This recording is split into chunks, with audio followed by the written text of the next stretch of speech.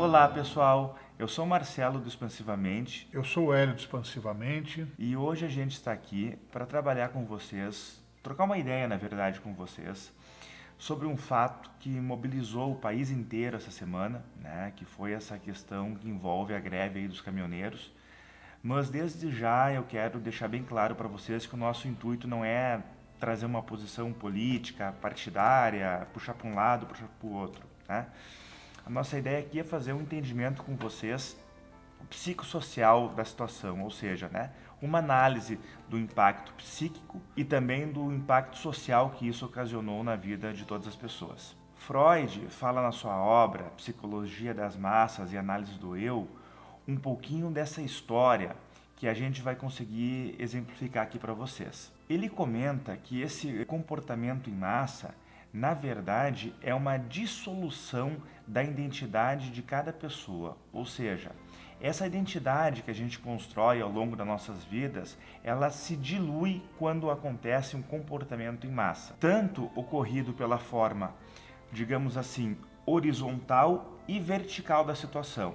Vou explicar para vocês. Horizontal porque é como se estivesse num horizonte, todo o grupo lutando ali por um mesmo objetivo, todos em prol de uma mesma causa.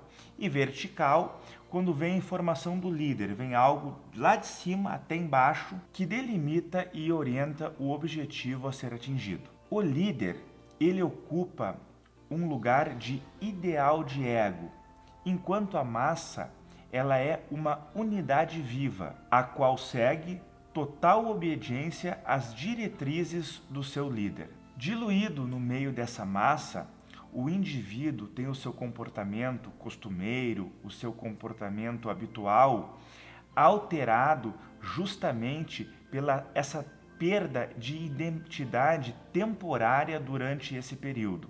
Então isso faz com que o indivíduo se torne privado dos seus referenciais internos, ou seja, a maneira com que ela se vê, a maneira com que ela vê as coisas e também com a maneira que ela vê os outros. Isso faz com que a pessoa passe a se isentar da sua responsabilidade pessoal, transferindo os seus julgamentos próprios e as suas tomadas de decisões para o grupo e também para o líder.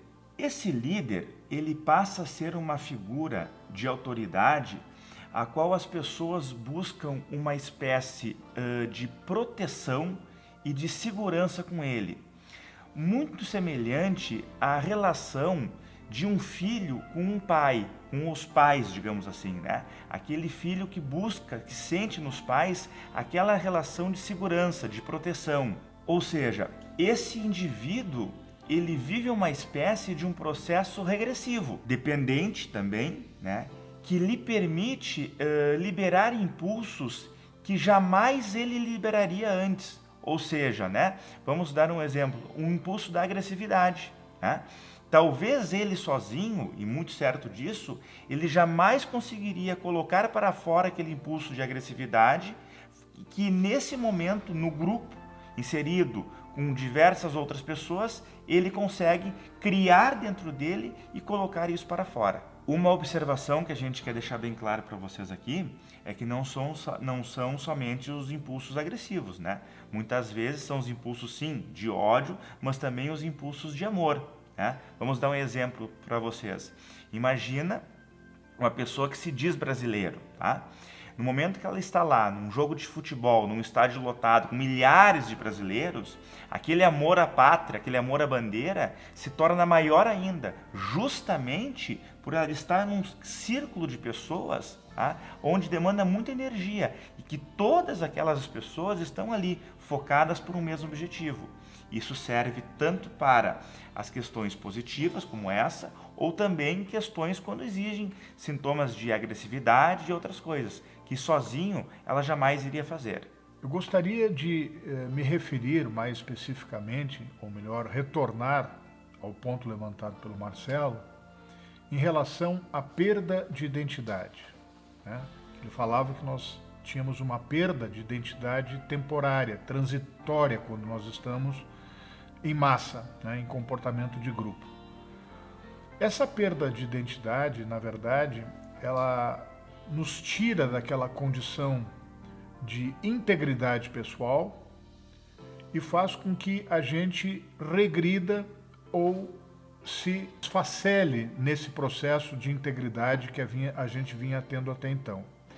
Então, o que ocorre quando acontece essa perda de identidade, né? Ocorre o retorno dos sentimentos ambivalentes dentro de nós, né? Aqueles sentimentos que até então vinham se constituindo de amor e ódio, se integrando, acabaram formando uma integridade, né, chamada eu, e que aqui se perde novamente, né, dentro desse contexto de massa. Então, dentro dessa perda transitória, ocorre um retorno do estado confusional no sentido de quem sou eu, quem é o outro. Perde-se aquela integridade. Então, há toda uma desorientação e uma desorganização dos nossos próprios impulsos. Por exemplo, os impulsos tanto amorosos, como o Marcelo se referia, quanto os nossos impulsos destrutivos, né? Isso retornam num grau de primitividade para dentro desse processo de massa, né? Então, o que a gente vê tomando conta da gente nesse momento? Uma incerteza, né? Uma ambiguidade, e dessa forma ocorre conosco um retorno desse processo regressivo do desenvolvimento, nessa busca da dependência do outro, que nada mais é do que uma busca de referenciais que nós estamos buscando, realizando, por tê-los perdidos nesse processo de massa que nos tira da individualidade. Então, o que nós vemos? Nós vemos uma oscilação entre a nossa tendência de autonomia e de dependência versus um anseio de proteção. Mesmo, muitas vezes, que essa proteção acabe tendo que se reverter numa servidão, né? Numa submissão, né? Então, essa perda desse referencial nos coloca numa agonia tão grande que muitas vezes, na ânsia dessa restauração, desse equilíbrio, né, desse encontro conosco mesmo, a gente acaba aceitando até condições que normalmente a gente não aceitaria, que é esse retorno à dependência, né, a sermos servis ao outro, dependermos do outro. Qual é o objetivo, né, desse estado de submissão? Né? Nada mais é do que uma espécie de fuga da liberdade que a gente estabelece, né? Porque essa liberdade tem um preço. E nos tornando servis, nós nos isentamos deste preço da independência e da responsabilidade. Então, o que nós temos buscado nessa transferência dessa responsabilidade para o grupo, né, para a massa ou para o líder? São interesses coletivos, são interesses de organização ou não? Geralmente o que se vê não é isso. O que se observa é que as pessoas buscam proteção. E essa proteção nada mais é do que uma busca da dependência do outro. E isto acaba suscitando uma espécie de regressão infantilizada nessa busca de proteção e segurança. Essa busca de dependência do líder é uma questão tanto quanto difícil de se resolver, né? Por quê? Porque ela nos recoloca numa condição originária, nos remete às nossas próprias raízes, à nossa precariedade, à nossa fragilidade humana. Então, essas massas dependentes que nós estamos falando deveriam ser substituídas por espíritos autônomos, independentes, críticos, né, e não submissos, onde os nossos direitos sejam os mesmos direitos que nós exigimos dos nossos representantes, onde não se percam esses valores de originalidade, né, criatividade, essa tomada de consciência de si e do que acontece no mundo ao nosso redor. Massa dependente é sinônimo de massa vulnerável. Vulnerável a quê? Justamente a essa manipulação por líderes inescrupulosos. Portanto, essa massa vulnerável, essa massa dependente, é a massa que se deixa levar por esses oportunistas. E isto torna esse indivíduo sem referencial, distante das suas verdades e dos seus objetivos. Evidenciando o que, então?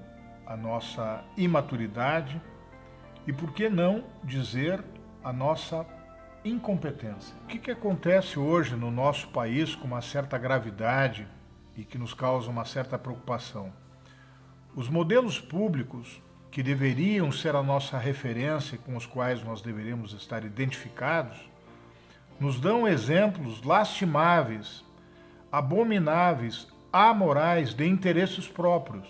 E esses interesses próprios, escusos, propagam o quê? Propagam a delinquência, propagam a criminalidade, a ilusão e a perda da dignidade pessoal e coletiva.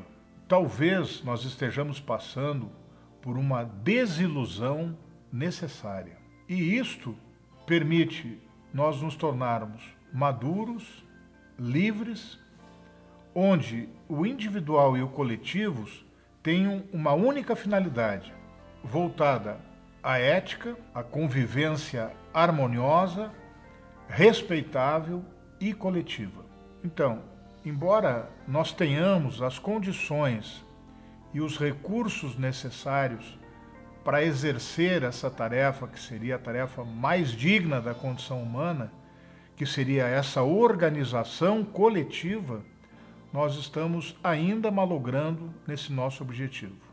Enquanto isso, graças à violência, à desorganização, o caos, a delinquência e a mais rudimentar e primitiva convivência humana. Que essa reflexão nos permita entender qual o lugar que nós estamos ocupando dentro dessa realidade. Pessoal, eu já quero aproveitar aqui e colocar para vocês que na semana que vem a gente vai estar colocando um outro tema que é paralelo a isso, né? Ou seja, o popular jeitinho brasileiro, né? Como que as pessoas criam isso dentro delas, o porquê desse funcionamento. Eu acho que isso é um tema interessante para todos nós entendermos um pouquinho do nosso comportamento, que às vezes a gente critica nos outros e quando a gente vê, nós mesmos estamos fazendo. Tá ok? Um abraço e até lá!